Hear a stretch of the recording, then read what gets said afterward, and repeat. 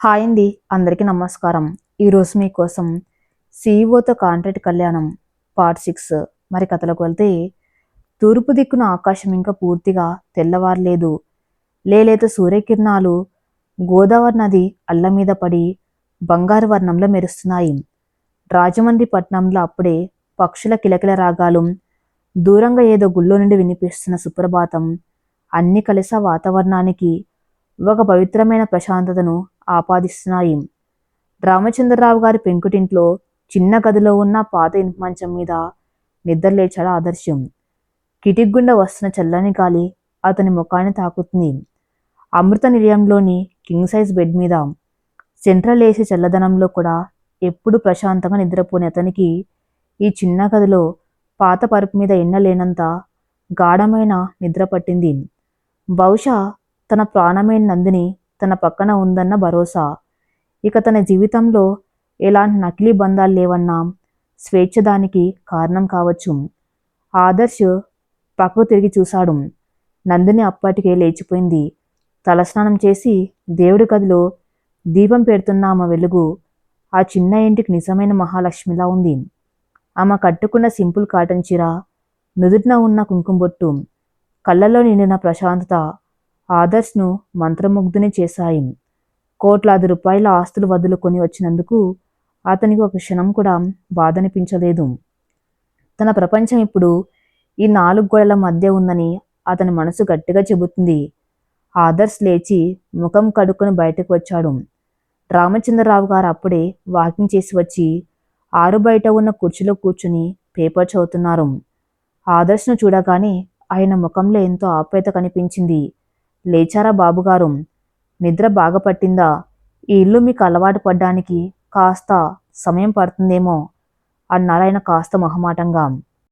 Aditya group CEO తమ ఇంట్లో అది ఒక సామాన్యులా ఉండటం ఆయనకి ఇంకా నమ్మశకంగా లేదు. ఆదర్శ్ చిరునవ్వుతో ఆయన దగ్గరకు వచ్చి కూర్చున్నాడు. బాబుగారేంటంకుల్, మీరు నన్ను ఆదర్శ్ అని పిలవండి. ఇకపోతే ఈ ఇల్లు ఇంటి ప్రశాంతత గురించి ఎంత చెప్పినా తక్కువే. నా జీవితంలో ఇంత హాయిగా బహుశా నా చిన్నతనంలో కూడా నిద్రపోయి ఉండను అని అన్నాడు. ఆ మాటలకు రామచంద్రరావు గారి మనసు ఆనందంతో నిండిపోయింది. అప్పుడే పార్వతి చేతిలో 2 కాఫీ కప్పులతో వచ్చింది. తీసుకో బాబు, మా ఇల్లు చిన్నదైనా మా మనసులు పెద్దవి. నిన్ను మా కన్న కొడుకులాగానే చూసుకుంటాం అంటూ ఆప్యాయంగా కాఫీ కప్ అందించింది. ఆదర్శ్ ఆ కాఫీ తీసుకుని మొదటి సిప్ చేశాడు. అది కేవలం కాఫీ కాదు, ఒక తల్లి ప్రేమతో కలిపిన అమృతంలా అనిపించింది అతనికి. అమృత నిలయంలో 10 మంది పనివాళ్ళు వెండి కప్పుల్లో తెచ్చిన కాఫీకి ఈ పాత పింగాణి కప్పులోని కాఫీకి ఉన్న వ్యత్యాసం ప్రేమ మాత్రమేనని అతనికి అర్థమైంది. థ్యాంక్ యూ అత్తయ్య, చాలా బాగుంది అన్నాడు ఆదర్శ్. నందిని కూడా తులసి కోట దగ్గర పూజ ముగించుకుని అక్కడికి వచ్చింది. ఆదర్శ్ను ఆ పాత కుర్చీలో సాదాసీదా బట్టల్లో చూసి ఆమె కళ్ళల్లో ఒకవైపు ఆనందం, మరోవైపు చిన్న అపరాధభావం మెదిలాయి. తన కోసం ఈ మనిషి ఎంతటి త్యాగం చేశాడో తలుచుకుంటే ఆమె కన్నీళ్లు ఆగటం లేదు. ఆదర్శ్ ఆమె చూపులను గమనించి కళ్ళతోనే అంతా బాగుంది అన్నట్టు సైగ చేశాడు. ఇద్దరి మధ్య ఒక మౌనమైన సంభాషణ జరిగింది. ఏమండి, మీరు ఫ్రెష్ అప్ అవ్వండి, నేను టిఫిన్ పెడతాను అంది నందిని మొదటిసారి అతన్ని ఏకవచనపు గౌరవంతో పిలుస్తూ. ఆదర్శ్కు ఆమె పిలుపు ఎంతో మధురంగా అనిపించింది. ఒక భార్యగా ఆమె చూపిస్తున్న అధికారం, ప్రేమ అతని మనసును దోచుకున్నాయి. టిఫిన్ ముగిశాక ఆదర్శ్ నందిని గదిలోకి వెళ్ళాడు. నందిని అప్పటికి కాలేజీకి వెళ్ళడానికి రెడీ అవుతుంది. ఆదర్శ్ ఒక పాత కుర్చీ లాక్కొని కూర్చుని ఒక తెల్ల కాగితం పెన్ను తీసుకుని ఏదో రాస్తున్నాడు. ఏం రాస్తున్నారు అని అడిగింది నందిని తన జుట్టును అల్లుకుంటూ. ఆదర్శ్ ఆమె వైపు చూసి నవ్వాడు. నా రెజ్యూమ్ తయారు చేసుకున్నాను నందిని, రేపటి నుండి నేను కూడా పని వెతుకోవాలి కదా. నందిని ఆశ్చర్యపోయింది.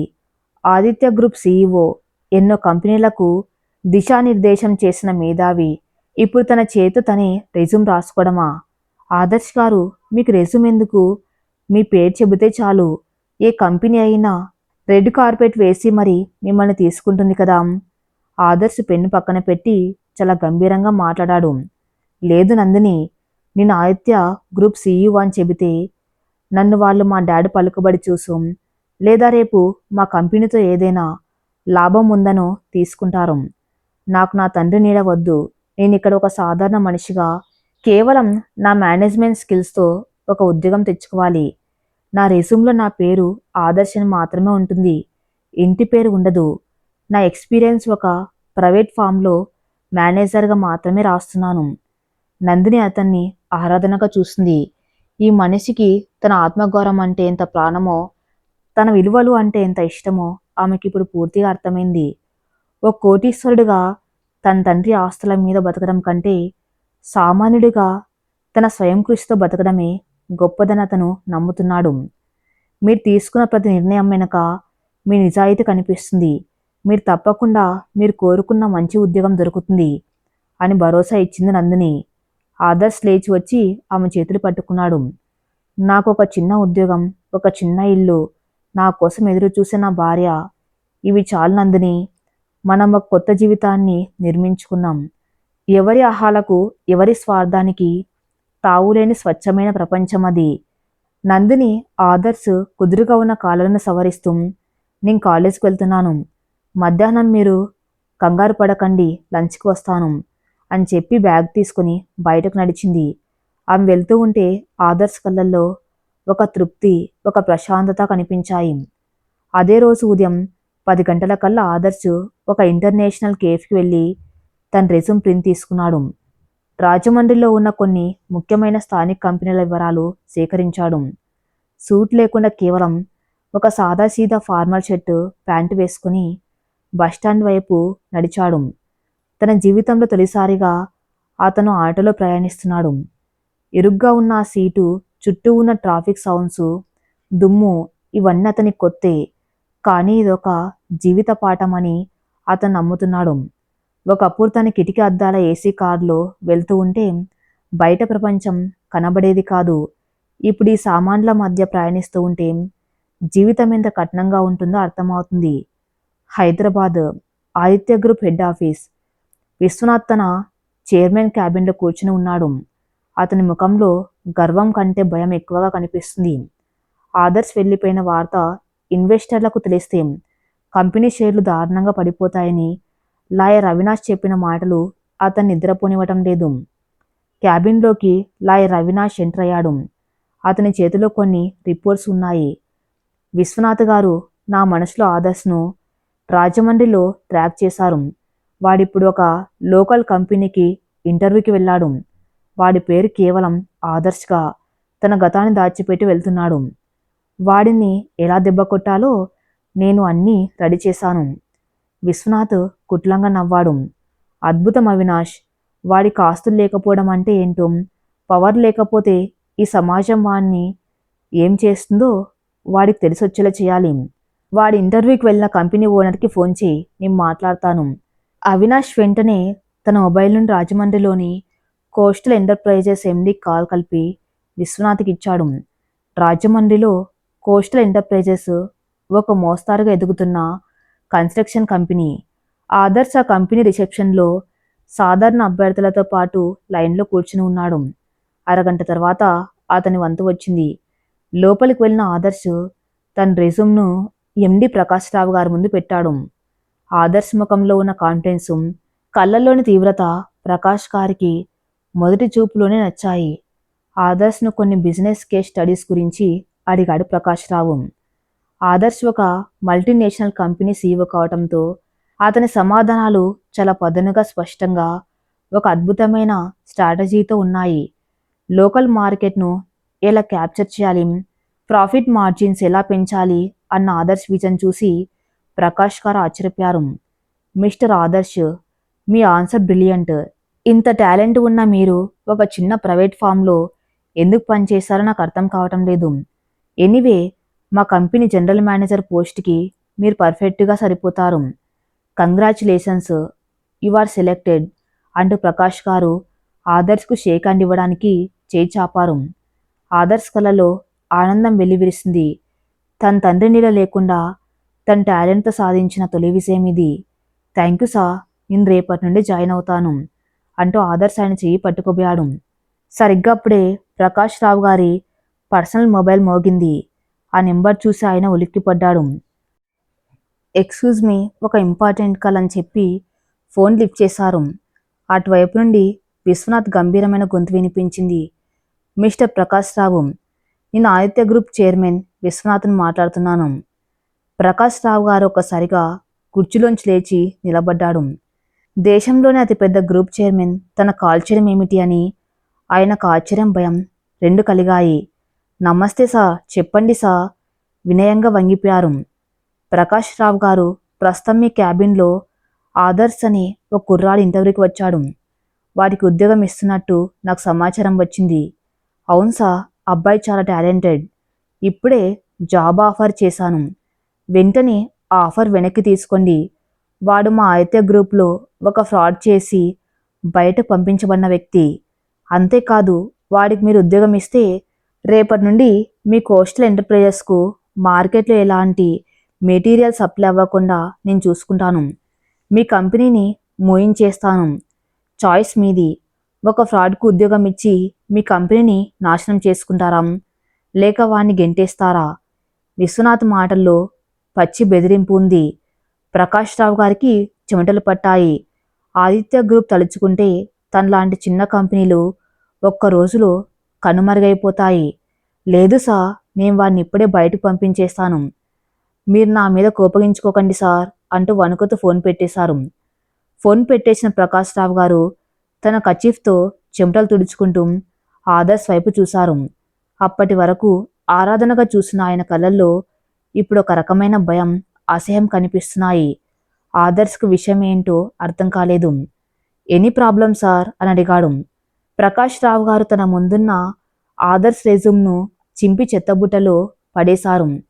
ఆదర్శ్ షాక్తో ఆయన వైపు చూశాడు. మిస్టర్ ఆదర్శ్, మీ టాలెంట్ వెనక ఇంత పెద్ద క్రిమినల్ బ్రెయిన్ ఉందనుకోలేదు.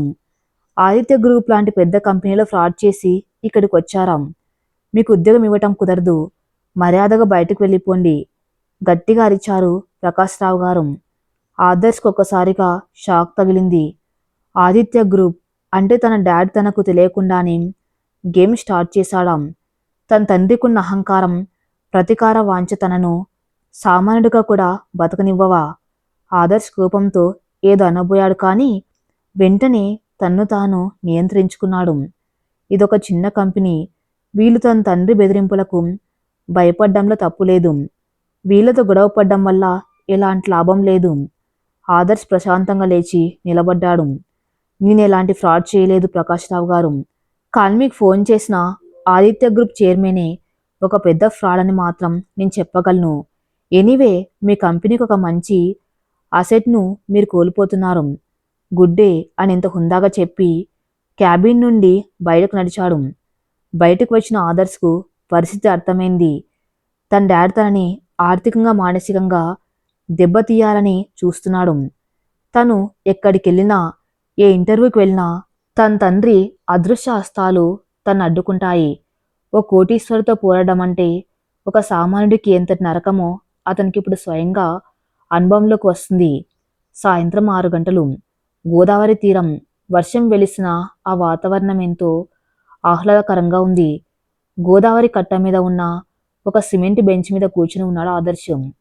ఉదయం నుండి దాదాపు 4 కంపెనీలకు ఇంటర్వ్యూలకు వెళ్ళాడు.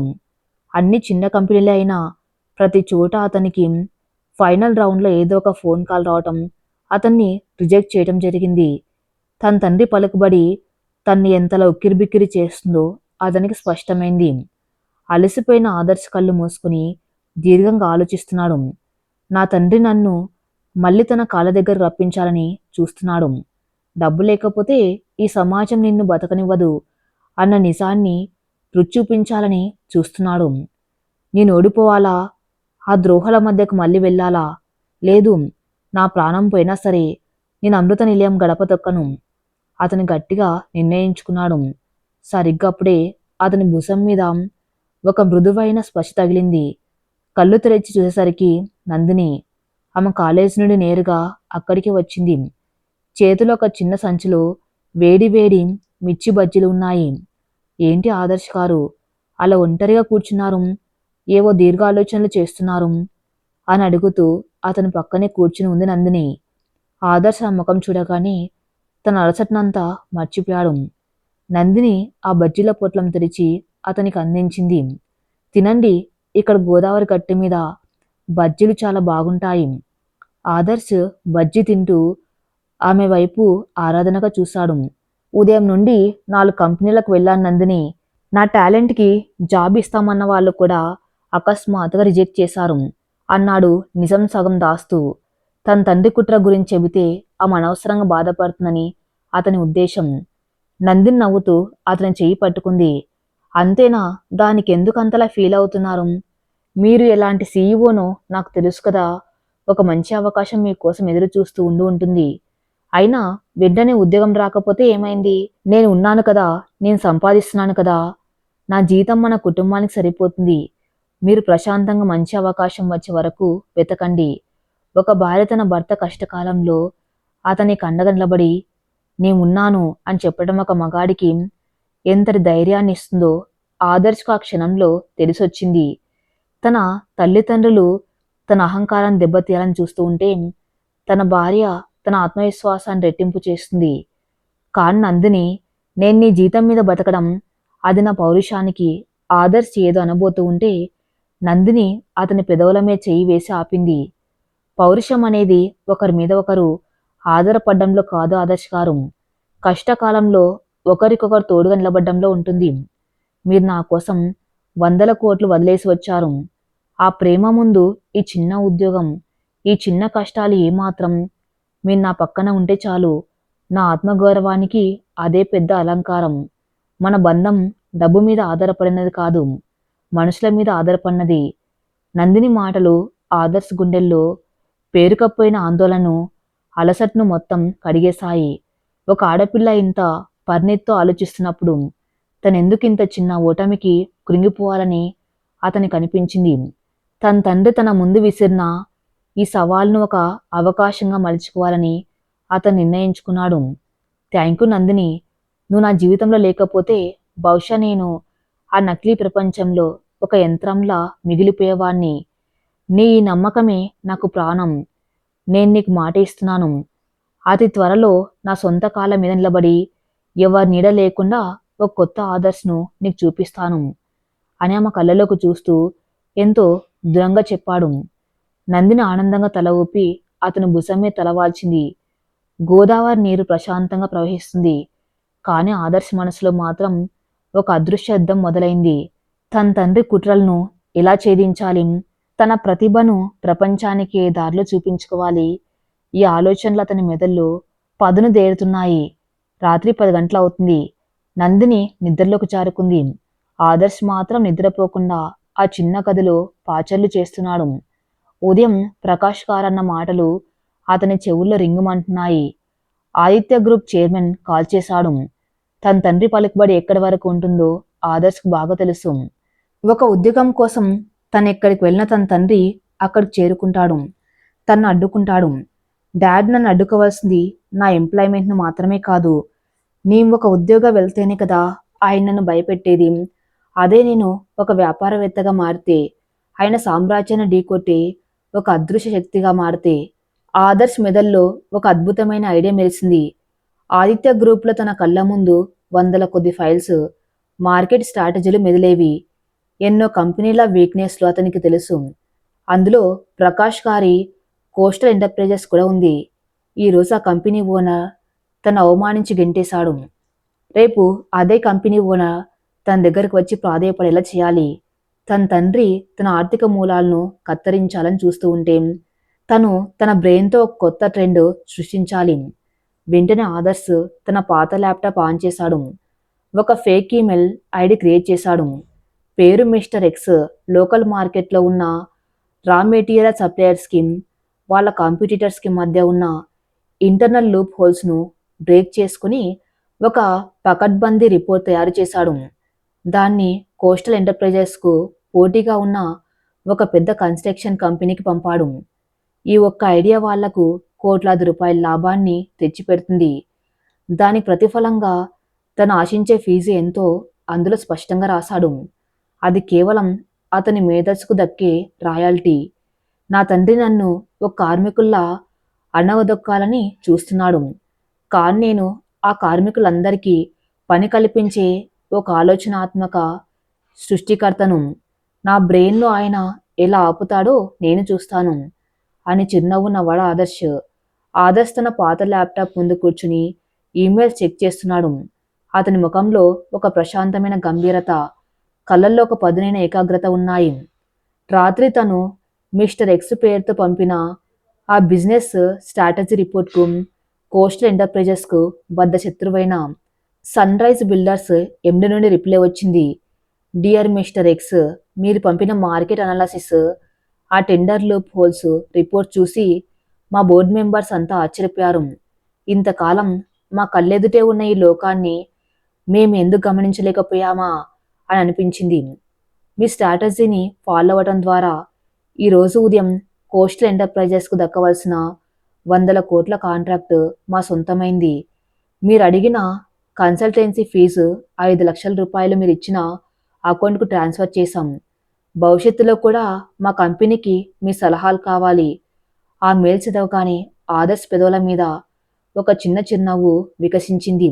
తన తండ్రి విశ్వనాథ్ తన కాలునర కలను చూశాడు. కానీ తన బ్రెయిన్ను ఆయన ఏమీ చేయలేడు అని ఆదర్శ్కు మరోసారి రుజువైంది. ఆదిత్య గ్రూప్లో ఉన్నప్పుడు ఇలాంటి వ్యూహాలు రోజుకు 10 రచించేవాడు.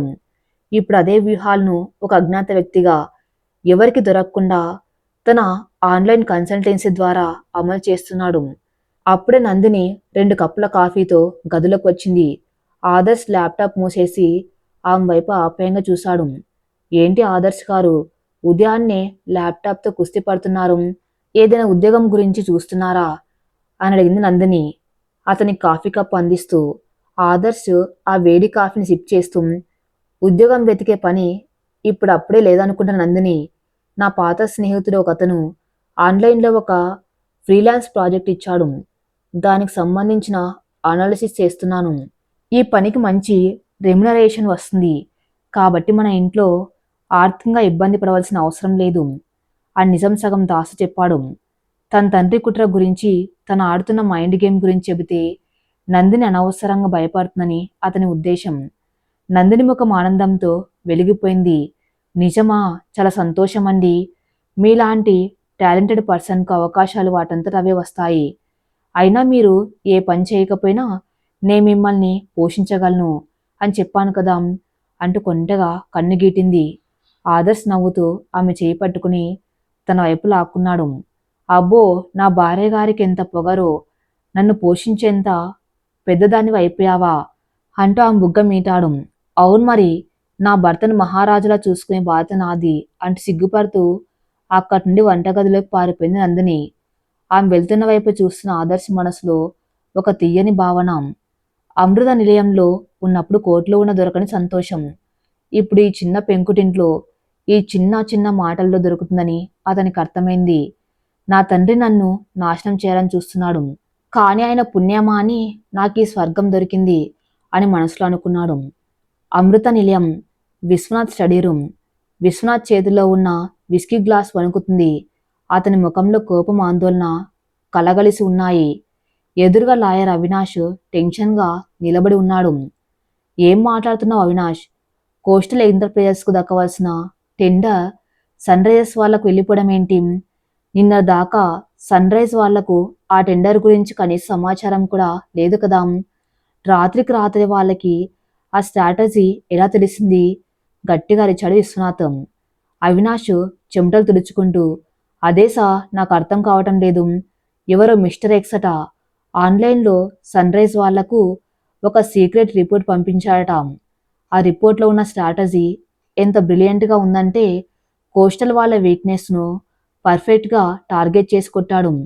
దీనివల్ల కోస్టల్ వాళ్లకు 100 కోట్ల నష్టం వస్తే మన ఆదిత్య గ్రూప్కు వాళ్ళ నుండి రావాల్సిన 20 కోట్ల కమిషన్ ఆగిపోయింది. విశ్వనాథ్ కోపంగా టేబుల్ గుద్దాడు. ఎవర్రా వాడు? మన బిజినెస్ నెట్వర్క్లోకి దూరి మన పార్ట్నర్స్ను దెబ్బ కొడుతున్నాడు. వాడి ఐపీ అడ్రస్ ట్రేస్ చేయలేదా? ట్రై చేశాను సార్, కానీ వాడు వాడిన ప్రాక్సీ సర్వర్స్ చాలా స్ట్రాంగ్గా ఉన్నాయి. ఎవడో పెద్ద ఇంటర్నేషనల్ హ్యాకర్ లేదా బిజినెస్ అనాలిసిస్ట్ అయి ఉంటాడు. మన ఐటీ టీం వాడిని ట్రేస్ చేయలేకపోతుంది. అని భయంగా చెప్పాడు అవినాష్. విశ్వనాథ్ ఆలోచనలో పడ్డాడు.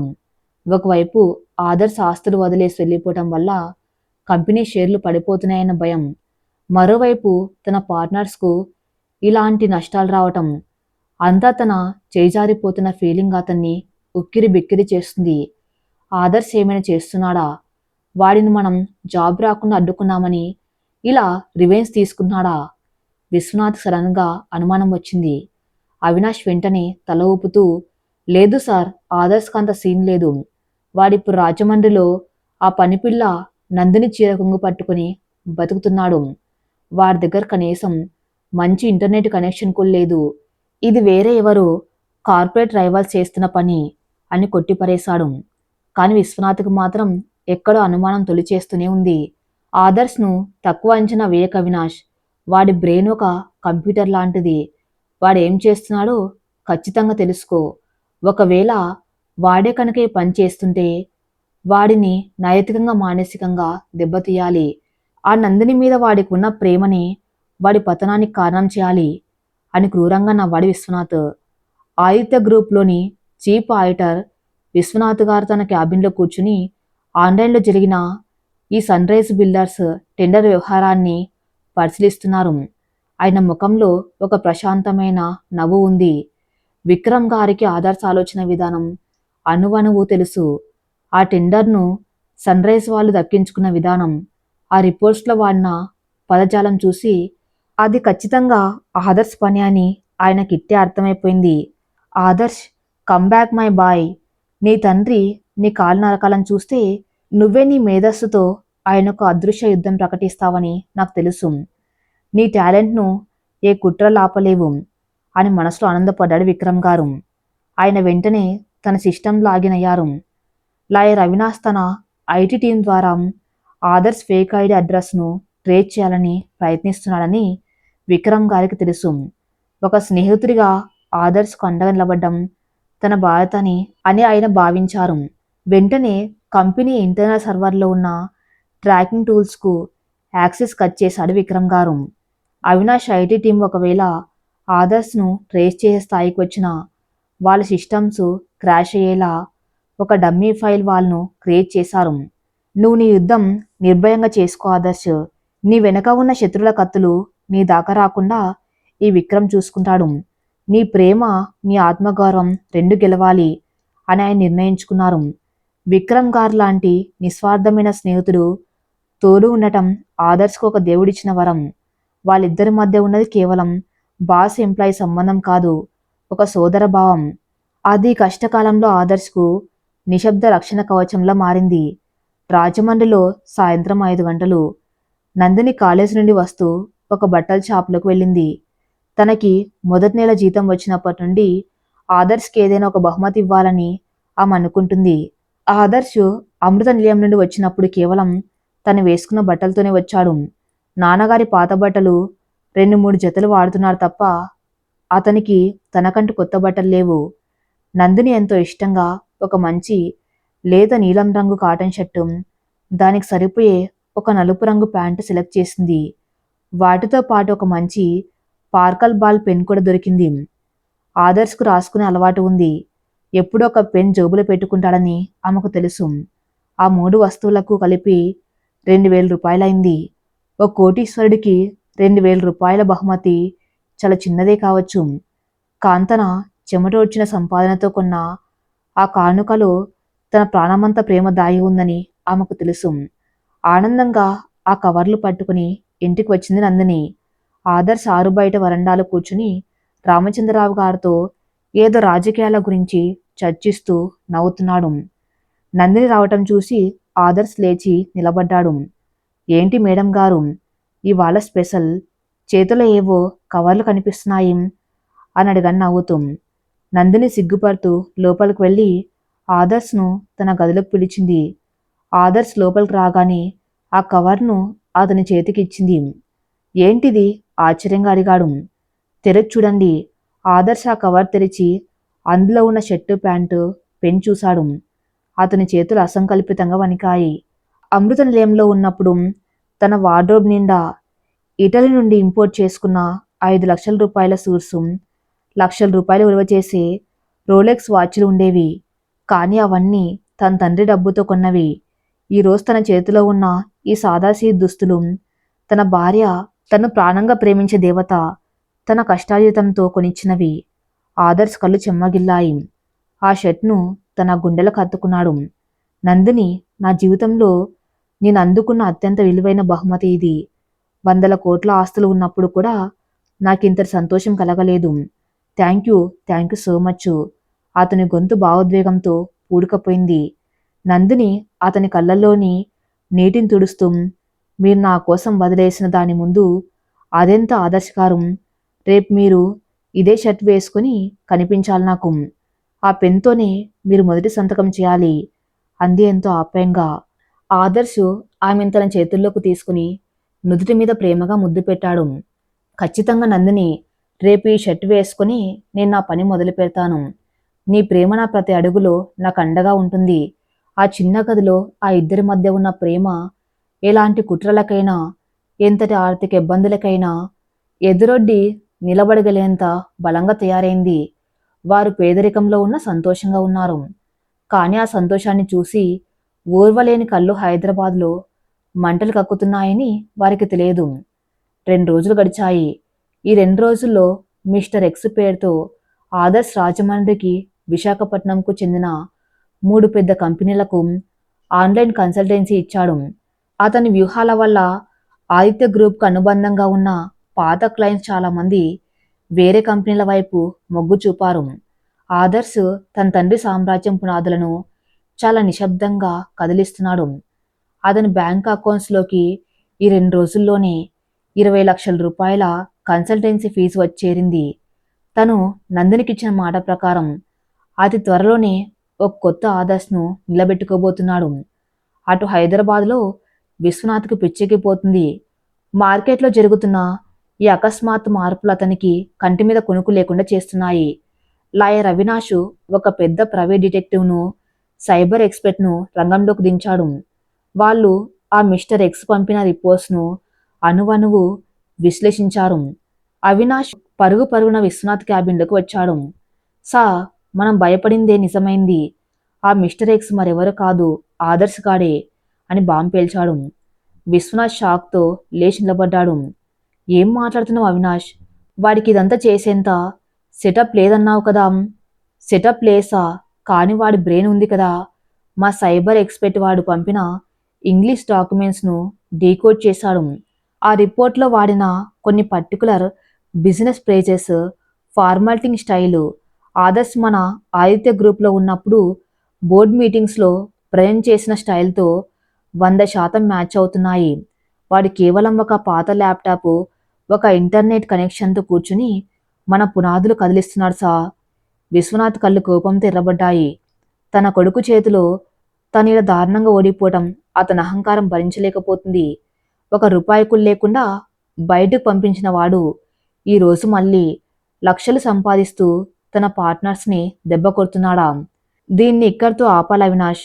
వాడి లాయ కంటిన్యూ అయితే 4 రోజుల్లో ఆదిత్య గ్రూప్ పరువు బజార్న పడుతుంది. వాడిని ఆర్థికంగా దెబ్బ తీయలేకపోతున్నాం. ఎందుకంటే వాడి మేధస్సుకు ఎక్కడ హద్దులు లేవు. కానీ వాడికి ఒక బలహీనత ఉంది కదా నందిని. మనం ఆ నందిని మీద అటాక్ చేయాలి అని పళ్ళు కొరుకుతూ అన్నాడు విశ్వనాథ్. అవినాష్ కుట్లంగా నవ్వాడు. అద్భుతం సార్. ఆదర్శ్ ఇప్పుడు ఆ నందిని పంచాన బతుకుతున్నాను అని ఫీల్ అవుతున్నాడు. ఆమంటే వాడికి ప్రాణం. ఒకవేళ ఆ నందిని క్యారెక్టర్ మీద, ఆమె ఉద్యోగం మీద మనం బురద చల్లితే, సమాజం ముందు ఆమెను ఒక చెడ్డదానిలా నిలబెడితే ఆదర్శ్ తట్టుకోలేడు సార్. వాడి ఫోకస్ అంతా డిస్టర్బ్ అవుతుంది. వాడు తిరిగి వచ్చి మీ కాళ్ళ మీద పడాల్సిందే. అవునా అవినాష్? ఆ పనిపిల్ల వల్లే కదా నా కొడుకు నాకు దూరమయ్యాడు. ఇప్పుడు ఆమె ఉద్యోగం చేసే డిగ్రీ కాలేజ్ పేరు కనుక్కో. అక్కడి మేనేజ్మెంట్కు మన పలుకుబడి ఉపయోగించి ఒక ఫోన్ కాల్ వెళ్ళాలి. ఆ నందిని మన కంపెనీలో ఒక దొంగ అని, ఆదర్శ్ను బుట్టలో వేసుకుని లేచిపోయిందని, ఆమె వల్ల కాలేజ్కి చెడ్డ పేరు వస్తుందని చెప్పండి. అవసరమైతే ఆ కాలేజ్ ట్రస్ట్కు మనం ఫండ్స్ ఇస్తున్నామని ఎరవేయండి. కానీ రేపటికల్లా ఆమెను ఆ కాలేజ్ నుండి అవమానించి గెంటేయాలి. సమాజం ముందు ఆమె పరువు పోవాలి అని అత్యంత క్రూరమైన ప్లాన్ గీశాడు విశ్వనాథం. రాజేశ్వరి కూడా అక్కడికి వచ్చి భర్త ప్లాన్ విని ఆనందంతో చప్పట్లు కొట్టింది. చాలా మంచి ప్లాన్ విశ్వనాథ్. ఆ పనిపిల్ల గర్వం అనగాలి. ఆదర్శ్కు డబ్బు విలువ, మన పవర్ విలువ తెలియాలి. తమ అహంకారం కోసం ఒక కన్నతండ్రి కన్నతల్లి కలిసి తమ కొడుకు భార్య జీవితాన్ని నాశనం చేయడానికి పూనుకున్నారు. ఆదర్శ్ ఆన్లైన్లో ఒక అజ్ఞాత శక్తిగా ఎదిగి వారిని భయపెడుతున్నా వారు ఎంచుకున్న దారి అత్యంత నీచమైంది. నందిని పనిచేసే కాలేజీలో ఎలాంటి అవమానం జరగబోతుంది? ఒక గురువుగా ఆమె సంపాదించుకున్న గౌరవాన్ని విశ్వనాథ్ కుట్రలు ఎలా మంటగలబోతున్నాయి? ఆదర్శ్ తన భార్యకు జరుగుతున్న ఈ అన్యాయాన్ని ఎలా ఎదుర్కొంటాడో నెక్స్ట్ పార్ట్లో చూద్దాం. నెక్స్ట్ పార్ట్ కోసం నా ఛానల్ని ఫాలో అవుతూనండి. Thank you for listening.